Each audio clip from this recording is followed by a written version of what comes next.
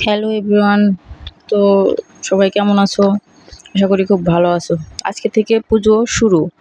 তো আজকেও কতগুলো কাজ চলে আসলো। দেখো প্রত্যেকদিন এই এতগুলো কথাটাই ভাবি, কিন্তু প্রত্যেকদিনই কাজ চলেই আসে। তো আজকে আবার এতগুলো কাজ চলে আসলো। এখানে আছে একজনের 5টা ব্লাউজ, তো এগুলা হয়তো প্রিন্টের শাড়ির কাপড়ের ব্লাউজ। এই 5টা একজনের। এখানে আছে আর এখানে আছে 4টা ফলসের ব্লাউজ। তো এই 3টা একজনের। এখানে 2টা আছে ফলসের, ফলস দিয়ে বানাতে হবে। আর ফলস দিয়ে বানাতে যে কতটা কষ্ট হয় সেটা সেটা তো তোমরা যারা সেলাই কাজ করো তারা তো জানো। এখানে আছে একটা আর এখানে আছে 3টা।